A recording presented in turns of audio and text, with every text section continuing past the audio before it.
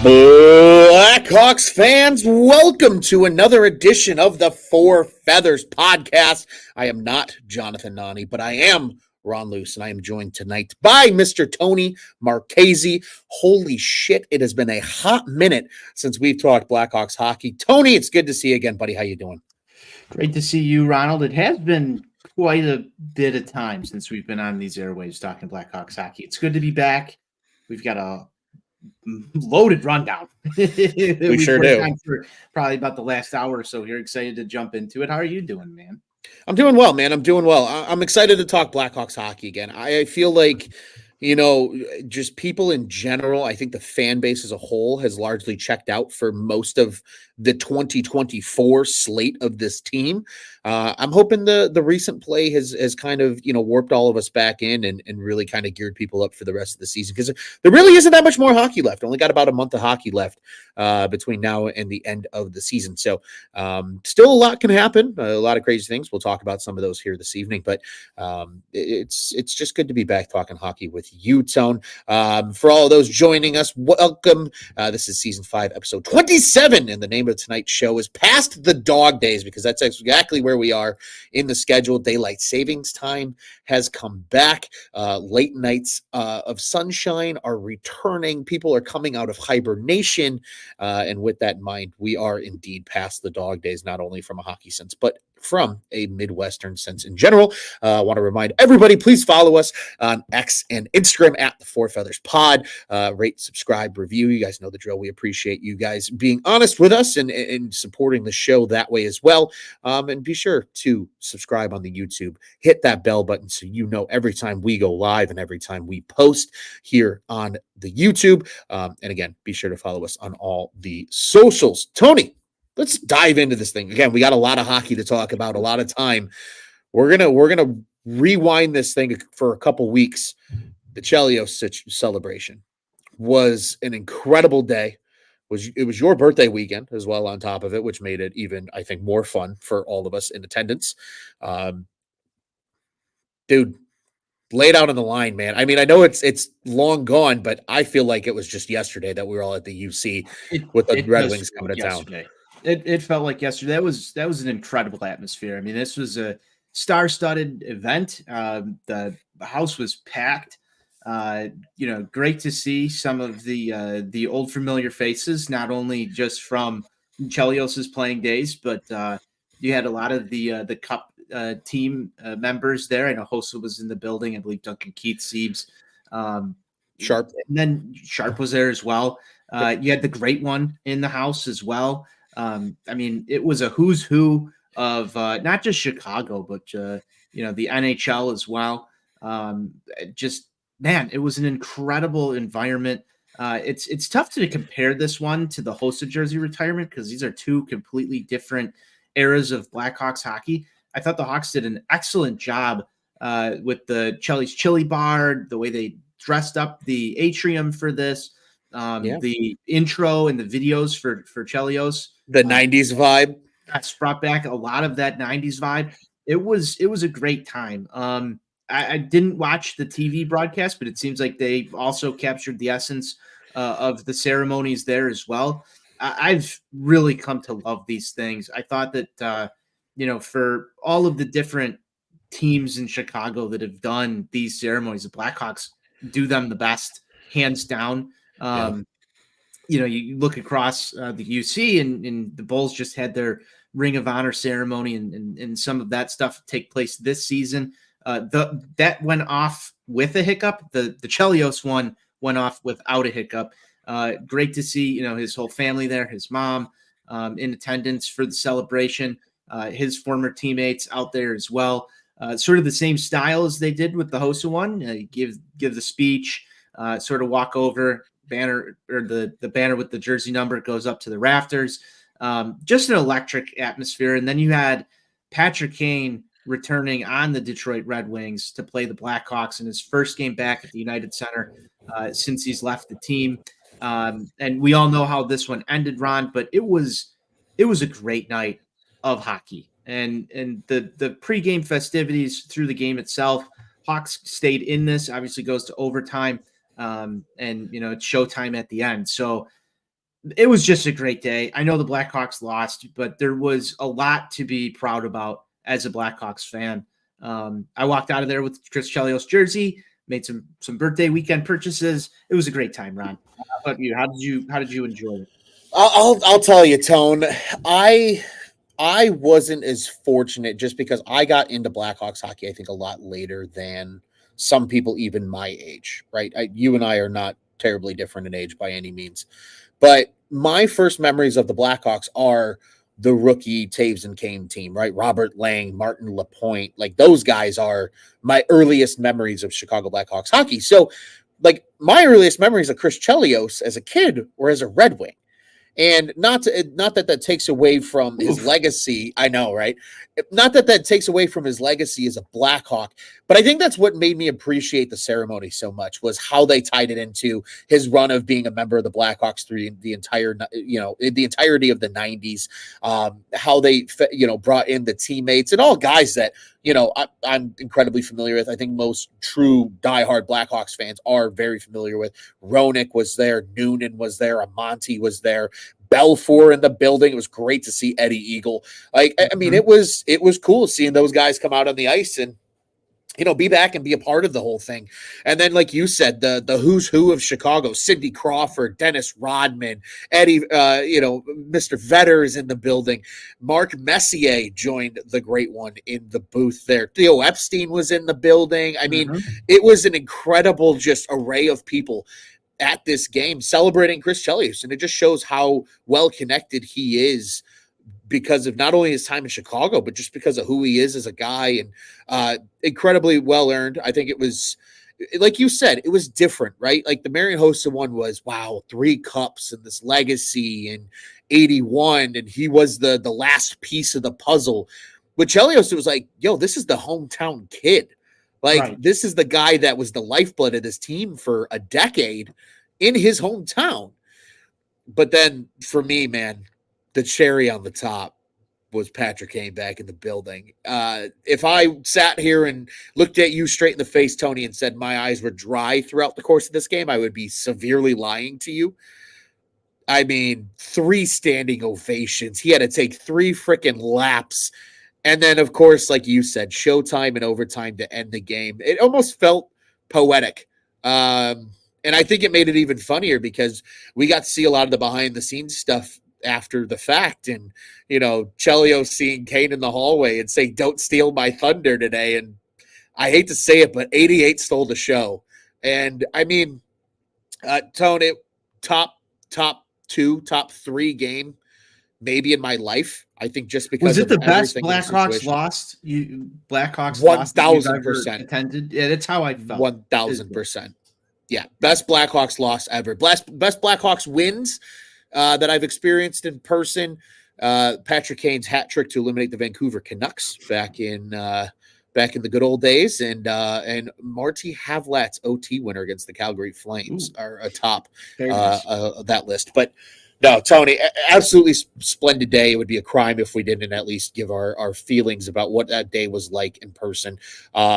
It was special, man. It was totally special. I think it might be a little bit of a crime, and I think you and I have talked about this, that we didn't do a show and we weren't able to do a show right after the fact and kind of capture some of those raw emotions from that Sunday. But man, even 3 weeks later, like it still feels like it was yesterday, and I think all that is still there. Tone, from there, we ventured into the trade deadline. No Ron on safari this year, but it No, was we a did not quiet get you. one. You didn't take any trips this year. I didn't. I stayed very much firmly implanted on the south side of Chicago. I did not leave. I did not go to the beach. I did not go to the UC. I did You not didn't go perform any to. surgeries. Nope, no surgeries. Just no reporting in general from Ron Luce this year. But in fairness, Tone, there wasn't a lot to report on. No. Very quiet trade deadline. The Blackhawks did make one trade that was sending Anthony Beauvillier to the Nashville Predators. They ultimately get a 2024 fifth-round pick for him, which is exactly what they gave up to get him in the first place. So ultimately kind of a null wash with Beauvillier moving around. In addition to that, they did, however, lose Boris Kachuk on waivers to the Ottawa Senators. Tony, this is where I want to turn it back over to you. I want your honest reaction to why this, just the quiet deadline in general, and what thoughts go through your head as a result of that in terms of maybe a little bit of the near future sense of direction for this Blackhawks team? Well, Ron, there were a couple of guys that could have moved. You wrote an article over at OnTap Sportsnet. You dropped a couple of names in there. Colin Blackwell's one. Beauvillier was the one fucking name I didn't put in the article because I was like, "There's no way they trade him after just getting him," and I'm like, "They might, but like, there's no way." And of course, why I know Davidson read that article and wanted to make that trade just despite you. Davidson spat in my eye, but please continue. I'm happy with the deadline being sort of quiet, Ron, because I like watching Blackwell play hockey. I think that I don't know if he's really a piece that's going to be part of this thing long term. Obviously, you've got him and a couple other guys that are on expiring deals, but you already saw the Blackhawks go in and lock up Peter Mrazek. I thought he was a name earlier on this season that could have potentially been moved at the trade deadline just based on his play so far this season. Obviously, his play earned him another contract. Dickinson was another name earlier this year. Nick Foligno was another name earlier this year where you started to think, like, are these the types of guys that we're going to move on from? It seems as if the Blackhawks are pretty comfortable riding out this season. And you started to get that sense a couple of weeks before the deadline. And even when you started to see some of these signings happen, that they were going to sort of keep some consistency with this core group of players. And that's been tough to do this year because there's been a litany of injuries. And we'll talk about some of that later, but to have that consistent sort of group of guys in the room, I think is good for some of the younger guys, including Connor Bedard. I think that's really important. But not only for that, but it's a sort of a signal to the people who are in the room that there is some trust, that what they're doing is building towards something. It's hard to see that through the forest right now of all of the just abysmal season that has been 2023-24. There's tons of losses. I think we're sitting in second to dead last right now in the standings. So as an outsider looking in, it's easy to say, well, they should have moved on from some of these guys. But I was sort of happy with it. Blackwell is probably one of my favorite players to watch outside of Connor Bedard and Nick Foligno in terms of forwards. He plays the game with an edge. I think he plays it the right way. He plays fast. I liked him sticking back. I thought he was probably the number one guy that they would move. I was also sort of surprised with the Beauvillier trade. But overall, I think this just sort of signals that some of these guys are going to be back next year, that the organization likes what they've seen from these guys. And obviously the ones that have already received contracts, are going to be back. But a guy like Blackwell, is he going to get another deal? That remains to be seen. There's still enough time, but I believe there was a report that came out that said that he asked not to be traded because he enjoyed playing for the Chicago Blackhawks. So I like hearing that.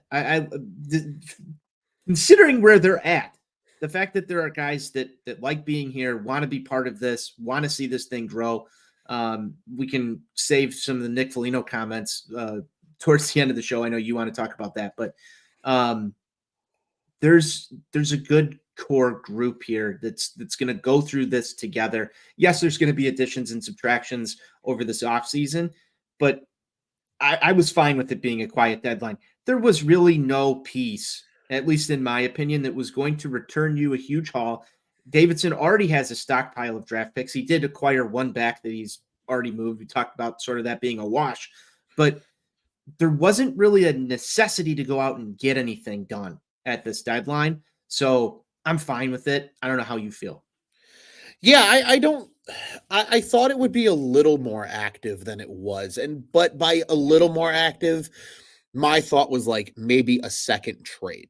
Like maybe, I didn't even necessarily think it was going to be somebody like Colin Blackwell or. I mean, you threw Lucas Reichel into your article. I did. I also threw Taylor Radish into my article, and that was kind of where my sense of thinking. I don't know if there was a market for him.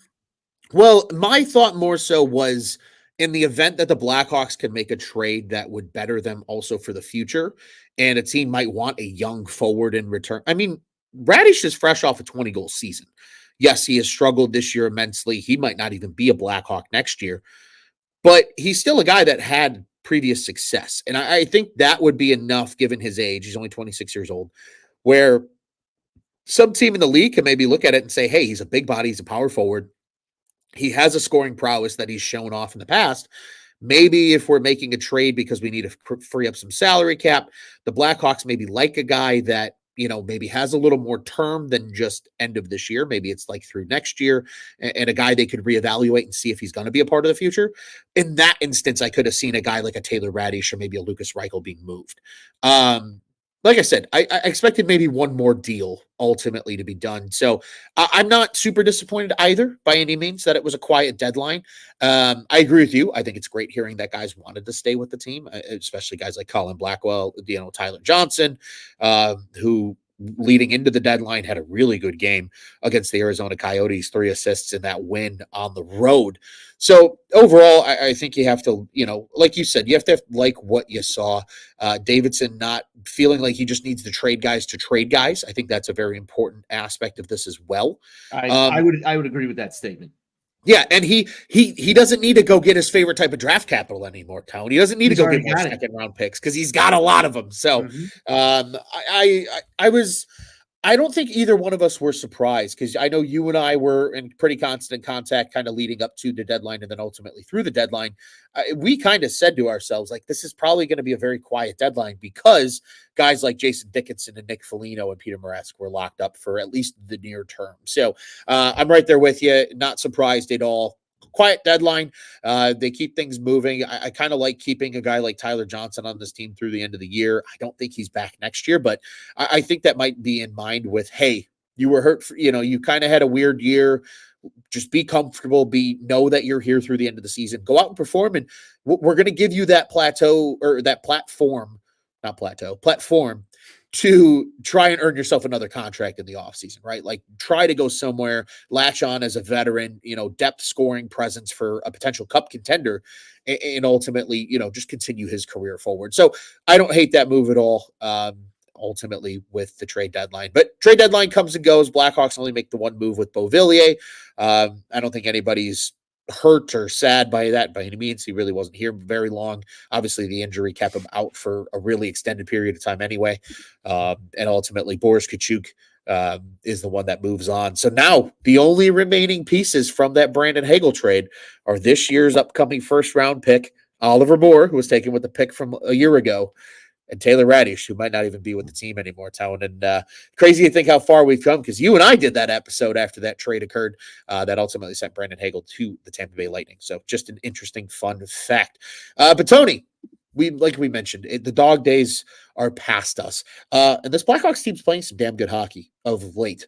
Big win, obviously, against the Arizona Coyotes a little over a week ago, and that was on the back-to-back after a dog shit loss to the Colorado Avalanche the night prior. They hit a little bit of a hiccup in Washington, a 4-1 loss on Saturday. But again, second leg of the doubleheader. They come out guns a-blazing Sunday at the UC, a 7-4 win over the Arizona Coyotes. So 2 wins over the Coyotes in the span of a week. In that game, Bedard picks up 3 points. That was his 4th such game with 3 points this season. 2 goals, that 1 goal, just that toe drag. So sick. Blackwell comes up with a hat trick in this one. Seth Jones, 4 assists, put some fucking respect on his name. And Ryan Donato with a goal and an assist. Tone, I mean, that was a fun-ass hockey game to watch. It was. It was. And guess what? You know who was in net? It's Arvid Soderblom. Arvid Soderblom. Back-to-back wins over Arizona. I know. And we'll cut through, some of the bullshit here. It's the Coyotes. It's the Coyotes. But you have to start somewhere. Sure. Right? You have to start somewhere. After the first win. Tony, that's a Coyotes team that blew the doors off them early in the season. It is. So you've got to start somewhere if you're Arvid Soderblom to build some sort of positive momentum. I like that. I like the move to throw him into the fray here on this. Obviously, they had some back-to-backs that you knew Soderblom was going to get some starts. But for him to go in there and handle those games, I thought, hey, this is got to be the biggest boost of confidence he's had all season. It's been a fucking rough year. He's not been good. I think we've let everybody know how we feel about Arvid Soderblom playing goaltender for the Chicago Blackhawks this season. 100%. I felt pretty good for him, to get those two under his belt. I think that's his first back-to-back wins in his career. So there you go. Happy for him. But really, it's been the offense that's come alive here, Ronald. The offense has come alive for the Chicago Blackhawks. I never thought I'd see the day. I know we haven't talked about last night's win yet, but when you go and you get that 7-4 win against Arizona, that was your season high mark in goals. Did you see the Blackhawks being, even against Arizona, did you see them being able to put up 7 goals? No, I was pleasantly surprised they put up 7. I feel like we've become irrationally comfortable with this team this year, putting up like 2 and 3 goals a game, and that being like an offensive output for them. Right. It was refreshing, truly, to see them put up 7 goals. And again, I think because it was a 7-4 game, they did kind of blow it open late. Like it was still, close enough where it was at least competitive hockey, and it kept you kind of engaged. It wasn't just a total barn burner where it was 7 goals in the first period and they just weathered the storm for the final 2. So certainly a great game out of that one. And yeah, just backing up what you had to say quickly about Soderblom here, 32 of 36. In terms of saves. So saw a lot of action, got enough, did enough to help the Hawks win this one. And ultimately this gives them the series victory or season series victory. I can't speak tonight, Town. Over the Arizona Coyotes, as we mentioned, that barn burner in the end of October, the 8-1 loss in Arizona, but able to come back with 5-2 win last week. And then that 7-4 win on Sunday. You'll love to see it. Tony, we thought Sunday was good, but Tuesday was better. It was. A 7-2 victory over the Anaheim Ducks.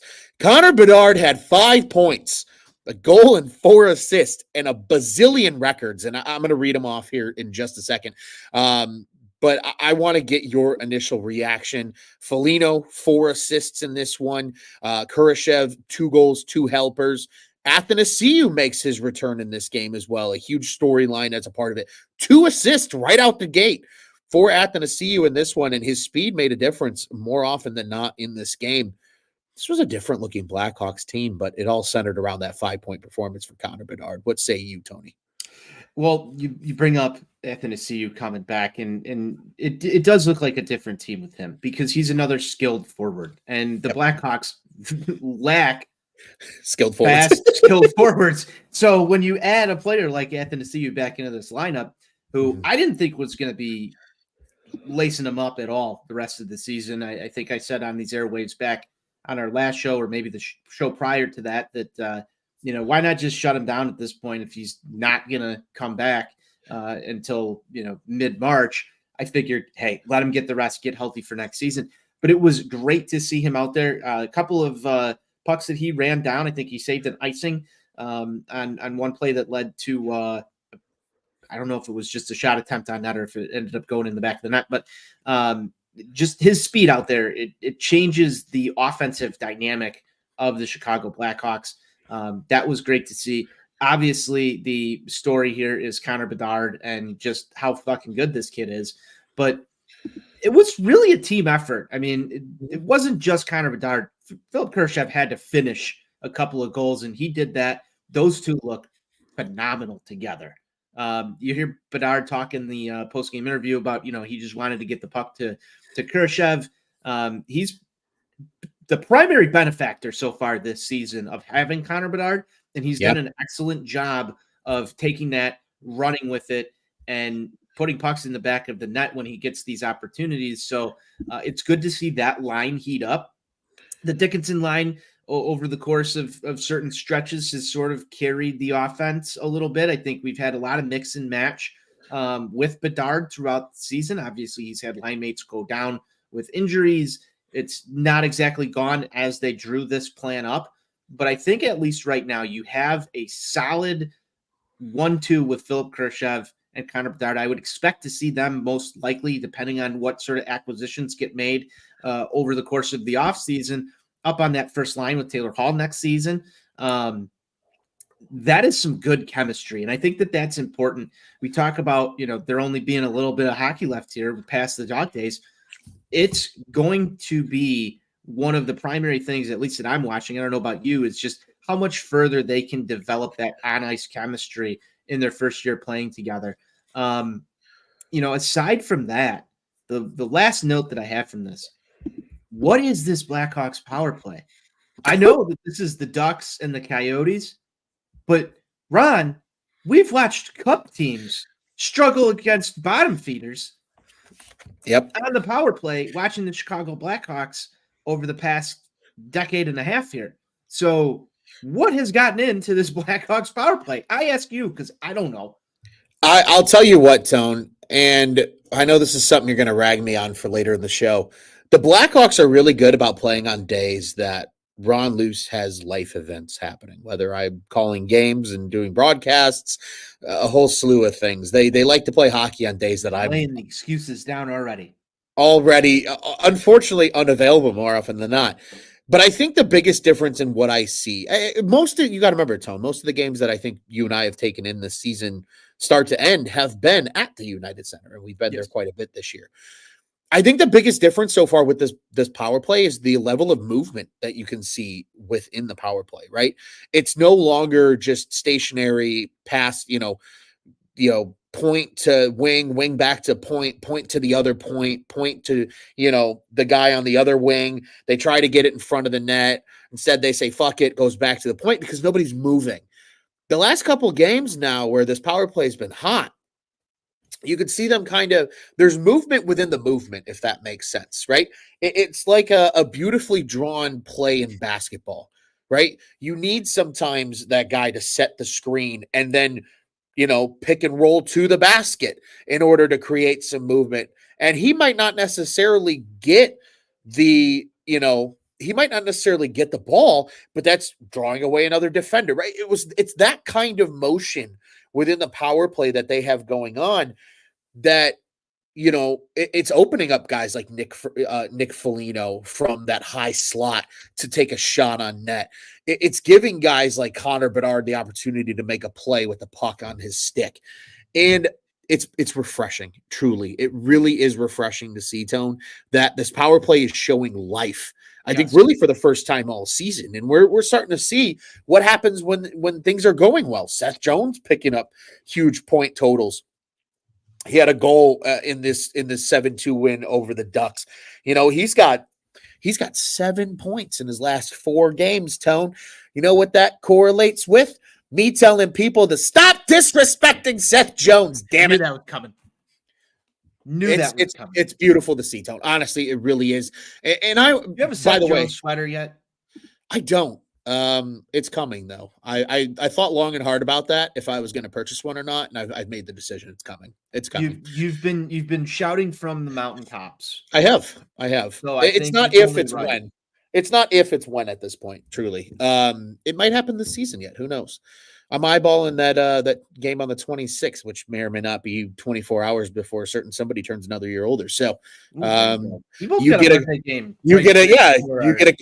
a Chris Chelios jersey. I might get a little Seth Jones jersey. We'll have to wait and see what happens. But Tone, I want to read off these records for people that just don't totally understand what happened in this game with Connor Bedard and his 5-point performance. Are you ready for this? It's a laundry list. Okay. Yes.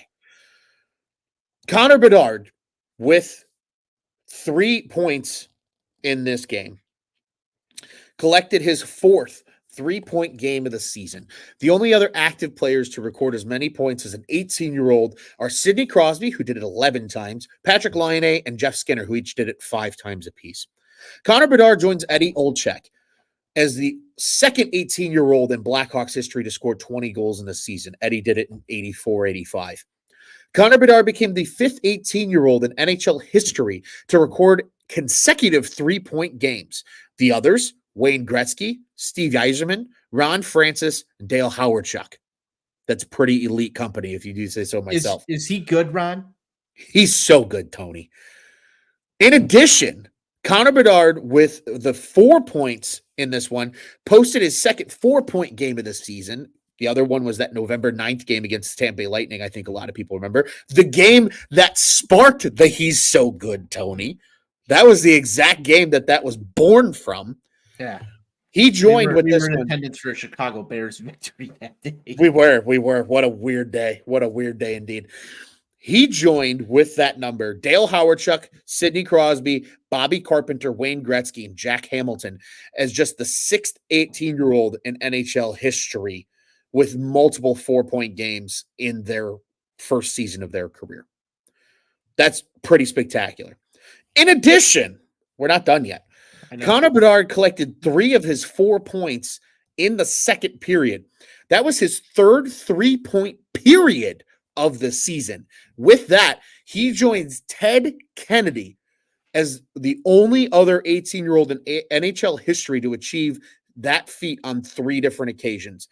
In fact, only Ilya Kovalchuk and Bobby Carpenter are the only other ones to do so multiple times, and they did it twice in a single season. He did it 3 times, as did Kennedy in his 18-year-old season. With his 5-point performance, 4 assists, might I add, and Nick Foligno's 4-assist performance, they became the first set of Blackhawks teammates to each have 4 assists in a game since November 27th of 1992. The guys that did it, Steve Larmer and Jeremy Roenick. In addition, Connor Bedard with 5 points joined Ryan Nugent-Hopkins, Ilya Kovalchuk, Dale Howardchuk, and Jack Hamilton as the 5th 18-year-old in NHL history to have a 5-point game. Nugent-Hopkins and Kovalchuk are the only other 18-year-olds with a 4-assist game. And he's also the 4th oldest, even if you go by days. He's the fourth youngest, to do such a feat. In addition, his 8 points now over a 2-game span of these 2 games that we've highlighted here joins only 18-year-old Dale Howardchuk as the second teenager in NHL history with 8 points in a 2-game span. That was all from one game. One singular game. Connor Bedard, literally right now, Tony, is writing himself. Not even writing himself. Fuck writing himself. He has taken a freaking chisel with a hammer in the stone. His name in the NHL history right now. And it's impressive, man. It's so much fun to watch. I know this team sucks. I know this team's been hard as fuck to watch. I'm guilty. I've struggled with it myself this year. But son of a bitch, 98's fun to watch play hockey. And you're seeing it. The numbers are backing it up. This dude's the real fucking deal. He's doing this after he comes off of a fractured jaw. I told you Bubble Bedard's different, Tony. We had this conversation off of microphone. Just keep the bubble on him for the rest of the career. Yeah, he could play with a bubble on for the rest of his life if he's going to do shit like this. But, man, I'm telling you, it's made these last 2 games a whole lot of fun. And, again, this is the second time they've had a 2-game winning streak this season. It's been few and far between, but we're going to enjoy this one and ride it out for the rest of the week. Tone, let's turn our attention away from game action into some of the other storylines here in the world, of Blackhawks hockey. The tank standings. The Blackhawks are no longer the worst team in the NHL, folks. Woohoo. They're Do I get a second flag that I best. can... We might have some. You can There you go. Start spinning things. I don't have. They're not the worst team. San Jose has cleared them by 2 points. In fairness here, folks, San Jose has played 2 less games than the Blackhawks, so that could easily flip around. Yeah, it could totally flip around. But again, I think as we've seen, that just because you got the best odds does not mean you get the number 1 pick. So I was going to bring that up. We can win games, man. Let's win some games. Yeah, they were the 3rd worst team a year ago when they got the lottery, and they're still 8 points clear of the Ducks, who are that 3rd worst team in the NHL right now. So there's breathing room. There's breathing room to be had right now at the bottom of the standings. Tony, what is your thought right now just on this whole tank standings? Do you want them to truly tank, or are you on the fuck it, let's win some hockey games down the stretch here train? I said the same thing last year, Ronald. Let's win some games. It doesn't automatically guarantee you the number 1 overall pick to be the worst team. Yep. At a certain juncture, this team is going to have to learn how to win hockey games. If you're going to be riding into next season with largely the same core of players, it would make some sense to steal a few games here and ride this out with a little bit of positive momentum. I'm not saying that they need to go out and win every single game the rest of the season. That's A, not going to happen. B, you do want to stay somewhat true to what you've already set up here, which is an extremely high draft pick. But intentionally going out and throwing games is not teaching Connor Bedard how to win. It's not going to develop some of these new names that might be joining the team. Get to that in just a moment. But furthermore, it's just better to win. You can see Connor Bedard, and this is my visual evidence. He skated with a little bit more confidence, I think, in last night's game, coming off of that 7-4 victory over Arizona. You saw a little more pep in everyone's step coming off of a win. I'm tired of seeing the Blackhawks come out onto the ice and look like they are clawing tooth and nail just to get two goals in a game and play bad, embarrassing hockey that nobody wants to watch. This is a lot more fun. 7 points in 2 games in a row. I'll take that any day of the week over losing every single game for the rest of the season. And I'm sure there's fans out there that want that because they want to wind up with Macklin Celebrini. Let's call out the obvious here. Sure. But as we know from last year, and you pointed this out, you don't have to be the bottom of the bottom in order for that to happen. There's going to be some luck involved. As we've said here on Four Feathers podcast, you got to pay your respect to the ping pong balls. If you see them, be nice to them, handle them with care. Don't lose them under tables, all that good stuff, couches. Make sure you keep them nice and safe. Be nice to them for the rest of the season. Who cares if we come out, third or second, win a couple more games? I want some enjoyment. I know for a fact that I'm about to embark on one of the worst baseball seasons that I've ever had to lay eyes on. I need some victory beers here. I don't know about you. I just need some victory beers to wind this season down in a at least manageable fashion versus just the constant losing. I'd like this team to be a lot better next year. I think winning a couple of games down the stretch, learning from those moments, teaching these guys how to win is going to be beneficial. That's my thought. I agree. I think at this point now, especially with the cast of characters that could be joining this team now late in the season, and again, you teed it up perfectly. We're going to talk about that here in a hot second. I think that is a good thing for this team right now. And we saw it a little bit at the end of last year. They got hot. That big win against the Penguins. Did the Chicago Blackhawks end the Pittsburgh Penguins dynasty? They might have. First time they'd missed the playoffs in over a decade. They're playing spoiler can be fun.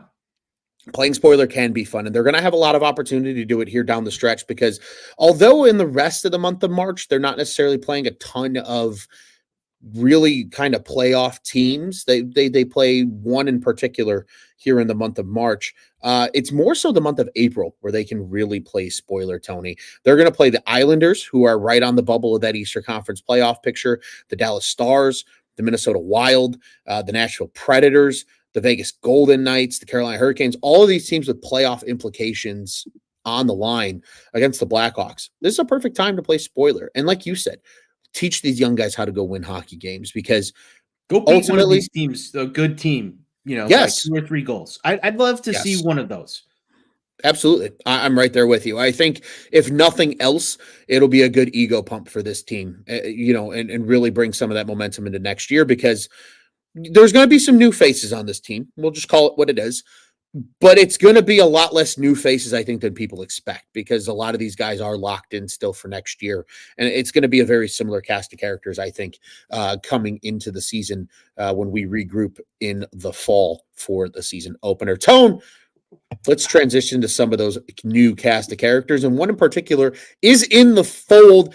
It is Landon Slaggert. The Notre Dame captain has signed a 2-year entry-level deal with the Blackhawks. It pays him just a hair over $912K. It's $912.5K, respectively, over the next 2 years. Really, it's over the next year and 16 games because for those that are familiar, we saw this last year with Wyatt Kaiser at the end of the season. Once you sign, if you play in the NHL, that contract does not slide. Rather, you burn that first first year of the contract. That's what the Blackhawks are going to do here with Landon Slaggert. So really, he'll be playing on a 1-year deal next year. Pretty much giving himself an opportunity to earn some cash and potentially a little bit of a bridge contract here with the Blackhawks moving forward. He'll wear number 84, the last player in Blackhawks history to wear such a number. And the only other player to wear such a number is Mr. Alexander Fortin, as many of us probably remember. That was, I'm glad you brought this up because we need to pay our respects. 40s for Fortin. 40s for Fortin, yes. He had 40 for Fortin. The early Four Feathers days. We might be the only podcast out there that celebrated the career of Fortin the way that we did. 26 NHL games of Alexander Fortin. Yeah, I was excited for him. I hope that Landon Slaggert has a better career in that number. I agree. I agree as well. A couple of notes about Slaggert for people that might not be familiar with him. Again, he was the captain at Notre Dame this past season. As a senior, he did play with his siblings. I believe both of his brothers actually played for Notre Dame. So for him, that was the reason he went back for his senior year. It wasn't because he didn't want to sign with the Blackhawks. He wanted to play with family. I think his dad's a coach on the team as well. So it really was a family affair for the Slaggerts and the Golden Domers. And he had a really good season, big breakout season from him offensively, 31 points in about the same amount of games. 20 goals, was a really good goal scorer for the Irish this season. Profiles really well as a big power forward. Certainly a guy that I personally am very excited to see. He's probably going to slot in somewhere in that middle six to start. I think they're going to give him every opportunity to play some legitimate minutes. He's a guy that's polished enough, I think, where he understands the two-way game enough where I don't think he's going to get in Richardson's doghouse too badly down the stretch here. And then you just want to see what you have. You want to learn what kind of player he is.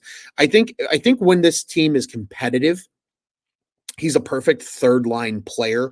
I say player and not winger or center because I think he can play all three positions just fine.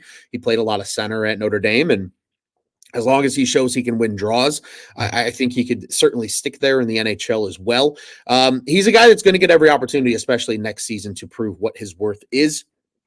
And it's going to be really fun to watch him over these next 16 games because he is slated to make his debut on Friday against the Los Angeles Kings at the United Center. So if you're heading to the game, you get something exciting to see. You'll probably see 84 get his rookie lap and be out there by himself for that first lap around, and the rest of the team will join him then for warmups.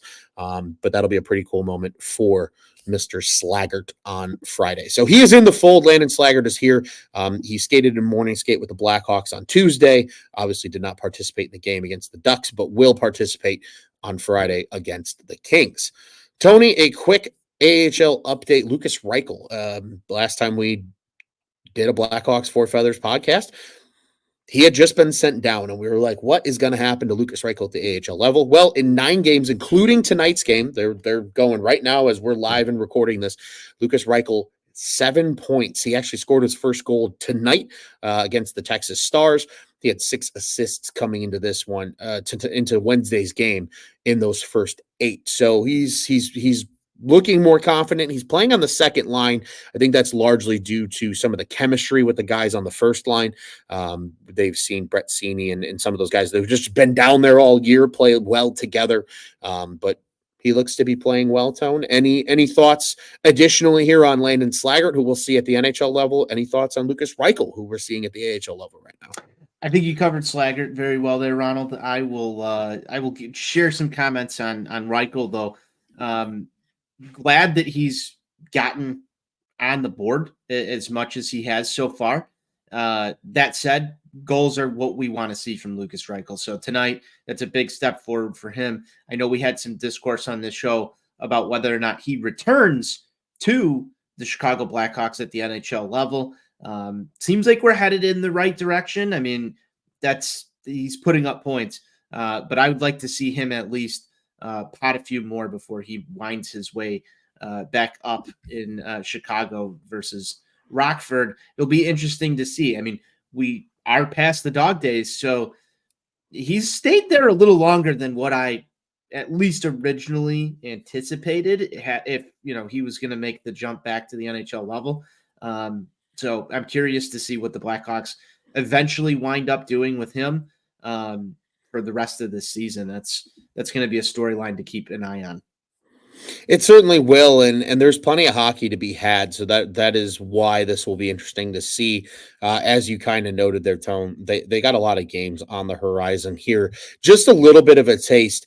Um, a lot of hockey coming up for the Ice Hogs pretty much through the rest of March now.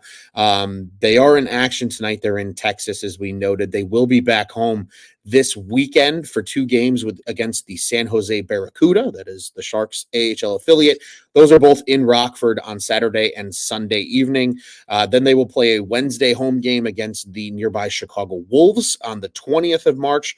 The Saturday, the 23rd, they will play against the Grand Rapids Griffins at home. And then 3 road games to close out the month. A Wednesday tilt at the Chicago Wolves, which that'll be played at the Allstate Arena. They'll go up north then on that Friday to take on the Milwaukee Admirals. And then they're back at the Allstate Arena on Saturday, March 30th for another tilt against the Wolves. So a lot of hockey here in the month of March still for the Rockford Ice Hogs.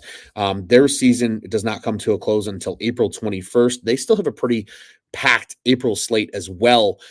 Could very well see a case where maybe Reichel gets a chance to come back up, maybe for the last 10 games or so of the Blackhawks season, maybe toward the end of that March mark.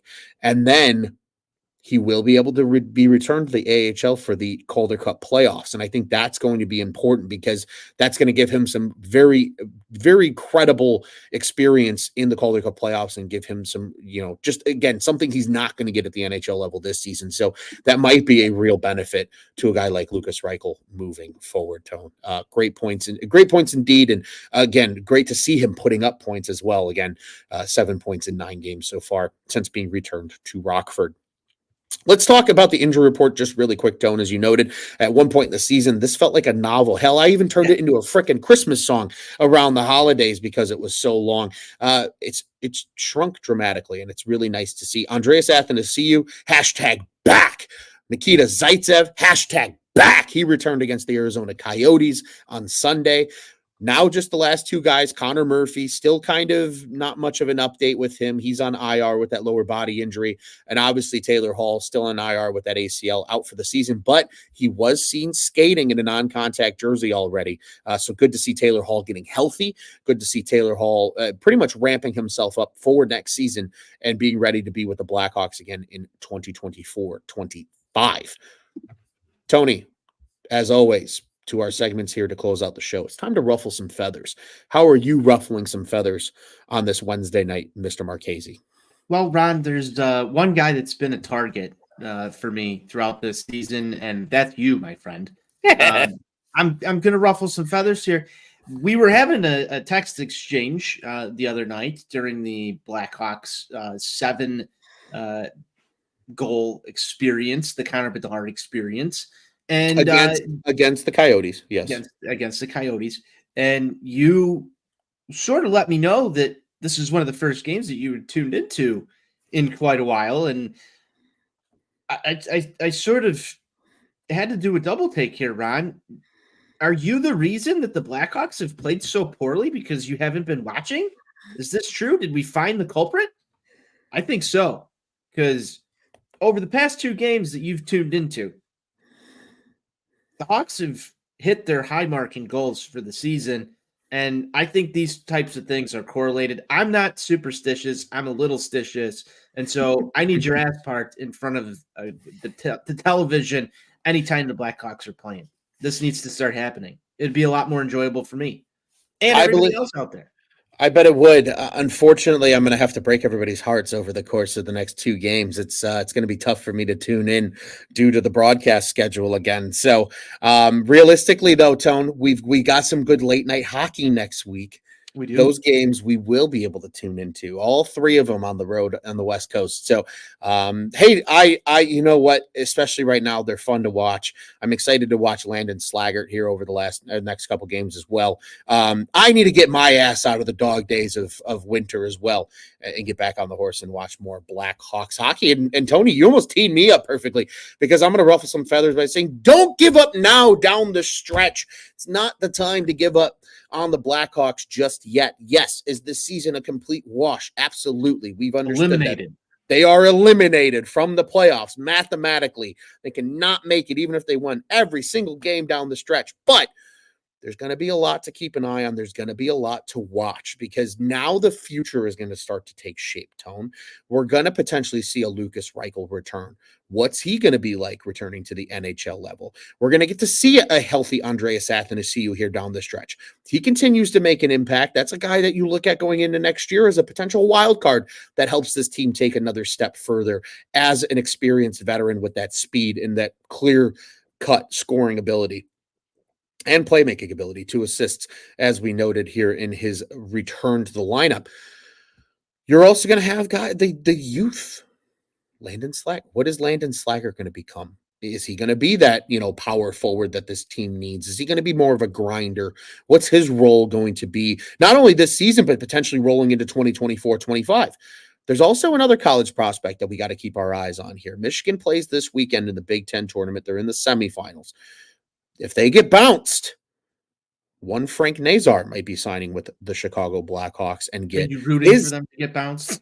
Absolutely. Fuck the Wolverines. Okay. I hope Nazar is in a Blackhawks uniform by next week. But you know what? Maybe they continue to roll. I mean, he's had a great year at Michigan. They have a great hockey team. They're going to have a chance, obviously, at the Frozen Four. And, they might. And that might extend Nazar's season. We might not get to see Nazar much until April. We might not even see Nazar at all at the NHL level this season. But there is still the outside chance that we will get to see him at the NHL level and get an idea of what that will be like. As somebody politely pointed out as well at the trade deadline when Anthony Beauvillier was moved, number 91 is now available. Frank Nazar wears number 91 at Michigan. So something to keep an eye on down the stretch here. But don't give up just yet, folks. There's just a month left. Then you can dial into baseball season like we will be as well. And then we'll all reconvene around the draft and free agency when shit's going to pop off. And we're going to get a really clear idea of what this Blackhawks team will look like venturing into next season. Tone, Salt Shaker, nothing directly at the Four Feathers podcast. However, a lot of old tweets exposed on the internet over the last couple of days about Connor Bedard and what was he going to be this year. And people will believe it when they see it. Generational. Yeah, he's not generational. You'll talk to me when he's got 20 goals, blah, blah, blah. People are getting dunked on right now with these old tweets, and it's kind of entertaining to watch from afar, truly. But that's a little bit of the salt shaker. I bet you some people getting dunked on are not too happy with where things are going. Tone, positives, stick taps. Who are you stick taps for? Or what are your stick taps for to close out this episode? Arvid Soderblom, back-to-back wins. Mm-hmm. I brought this up earlier in the show. He's been rode pretty hard this season, and that can't feel good. But got the job done, delivered some victories. So, stick taps to one Arvid Soderblom for bringing me some victory beers. Hope that those continue. I don't root for him to be bad. Despite, how much it's almost comical to see him in net, just, giving up some terrible goals throughout the season and wanting to see, the next iteration of, Blackhawks goaltender prospects come up into this fray here. But Arvid's here right now. He got these victories. I have to give him stick taps. How about you? You mean this guy? Yeah, that guy. Tony, I'm going to keep it very sweet, short, simple, and to the point. Stick taps for 98 because he's so good. He's so good, Tony. 5 points against the Ducks. Only one of 4. He's now the 5th 18-year-old in NHL history to have a 5-point game. That's an exclusive club. We listed off all the accolades that Tuesday night has given Bedard. What is further putting him into the record books? He alone is going to be worth watching the rest of the season, and huge stick taps to him because right now he looks like he's playing with more confidence than ever before. And on top of it, we're starting to see his defensive game come into the fray. He helped set up that tally of his on Tuesday night, his lone goal, an absolute snipe, by making a play at the blue line and allowing Nick Foligno to get the puck and bring it back down those right wing boards before finding Kurashev, and then he ultimately finding Bedard over on that left face-off circle. You got to love it. You got to love to see it. Stick taps for Mr. Connor Bedard. He looks so good because he's so good, Tony. He's so good. What is on tap next, Tone? Well, let me tell you, it's two more tilts at the United Center this weekend. The Blackhawks will be back in action this coming Friday. That'll be against the what looked like playoff-bound Los Angeles Kings. That's a 7:30 start over on NBC Sports Chicago. They'll follow that up with a day of rest on Saturday, and they'll be back Sunday evening against the San Jose Sharks. There'll be a 5:30 game on the NBC Sports Chicago. Remember, 5:30. It's an early one, folks. Do not miss it. You busted out the Sharks right there. Always. Got to honor the great Pat Foley with a good old Sharks reference as the Blackhawks are in action. Again, Landon Slaggert will make his debut on Friday, so that game, certainly a fun one to watch. That one will also be on NHL Network for those outside of the Chicago and Los Angeles markets. In addition, then we will be probably back with you guys at some point next week is the plan. But just looking ahead, some of that great late night hockey that Tony loves, that I love, that we know Johnny loves as well. A 9:00 start against the Los Angeles Kings on Tuesday, the 19th, a 9:00 start against the Anaheim Ducks on Thursday, the 21st, and a 9:30 start on the 23rd of March, that Saturday, against, once again, the San Jose Sharks before they return home on the 26th against the Calgary Flames. So lots of West Coast hockey. I believe it snuck in, Tone, and this is something that I want to conclude the show with. It snuck in if you saw the chain award be passed off from Blackwell to Kurashev. Kurashev brought up the California Cup. And it looks like the Blackhawks are treating this current swing that they're on as the California Cup because they had the Coyotes. It's a 7-game stretch, which is very poetically comical. Mm-hmm. You had the Coyotes. You got 2 against the Ducks, 2 against the Kings, and 2 against the Sharks before you come back home and play the Calgary Flames on March 26th. So hopefully the Blackhawks can win the California Cup. I hope they sweep the California Cup. Fuck, that would be awesome. But at least, maybe 5 wins in this 7-game stretch would be really hot hockey to see them happen. We'll probably be back, Tony, dare I say, probably the 20th. We'll probably be back after that Los Angeles Kings game on the road. So with 3 games on the schedule, Tone, record prediction. What are the Hawks doing over the next 3? I'd like to see them go 2-1 here. I think that's feasible. It seems weird to say that because every time we've done predictions, it feels like this season it's always like 0-3 or 0-4, whatever stretch is coming up. But just seeing them play some really good hockey over the past week, really, it's been different. It's been nice to watch, and I hope that we are talking about more Blackhawks victories next time we get together. I know that we've got another tilt coming with the Ducks. It's a little bit further down the road, but that should get interesting, in my opinion, as well here, Ron, considering the brawl that took place the other night at the UC. It was absolute bedlam. I'd like to see Mrazek get back in net for that game. And if the goalies have to meet at center ice, the goalies have to meet at center ice. We were robbed of a goalie fight. So I've also got that in the back of my mind. Yeah, we were robbed of a goalie fight. It would be great to see Peter Mrazek square up with John Gibson at the red line for that one. Tone, I don't think 2-1 is totally crazy. Just quickly for reference, again, 2 of these next 3 games for the Blackhawks are at the United Center. It is a very Dr. Jekyll, Mr. Hyde type season for the Blackhawks on the road and at home. At home, they're at least a respectable hockey club, 13-17-4. At the United Center, but on the road, just a putrid 5-26-1. Just goes to show this team plays much better when the home cooking is on the dinner table. I don't think 2-1's out of the question. I'm going to go 1-1-1. I think they're gonna probably lose to the Kings in one of these games. You were just talking about 5-0. I know. Come on, I man. know. But if they could still win 5 out of 7 and lose both to the Kings, it's possible. That's so fair. they could. But no, realistically, I think there's a chance. I really do. I think they're going to be well rested. I think if they can deploy their lineups correctly against the Kings on Friday, I do really think they have a chance. Like I said, I don't think 2-1 is crazy. I really don't. I'm just going to go a little more conservative and say 1-1-1. I think they do pick up 3 points, though, over the course of these next 3 games. I think they're going to be competitive. I think if they do lose to the Kings in one of these games, I don't think they're going to get the doors blown off. I think Andreas Athanasiou to see you back in the lineup is a bigger addition than people realize. I think he creates more depth and balanced offensive ability throughout the lineup. And obviously that top line right now is just humming, and it's a lot of fun to watch. So I'm going to say 1-1-1. I hope you're right, truly, more so than I'm right, but that's just my prediction for those next 3 games. We're excited to be back with you guys, hopefully after some more exciting Blackhawks hockey. Landon Sligert's debut will be sandwiched in there as well, and hopefully the winning ways continue with 3 games coming up in the near future. 2 of those at the UC, as we mentioned, with the Kings for a pair of those, and the San Jose Sharks on Sunday, St. Patrick's Day.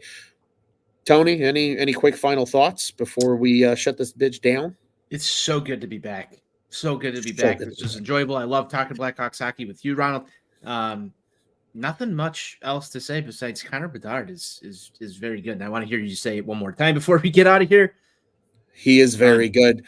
I will quickly, our friend Michael in the comments said, hello, gentlemen. Hope you all are doing well. We hope you guys are doing well as well. And like Michael, please, next time we are live, do not be afraid to join the conversation with us here in the comments section. Follow along on YouTube. You can comment from X now. You don't have to be shy on the X app. We can see your comments. Join the conversation, and we will feature them throughout the show as we just did here with Michael, because, again, we want to hear from you guys. You guys are just as much of a part of the Four Feathers podcast as we are here as co-hosts. From my co-host, Mr. Tony Marchese, from myself, Ron Luce, and from our co-host who could not join us tonight, Mr. Jonathan Nani. We wish you guys well. It's good to be back, as you mentioned, Tony, talking Blackhawks hockey. The Blackhawks are humming. They're winning games. And Connor Bedard, he's so good. He's so good, Tony. And we can't wait to be back with you in a week to talk more Blackhawks hockey. Until then, sir, let's go Hawks.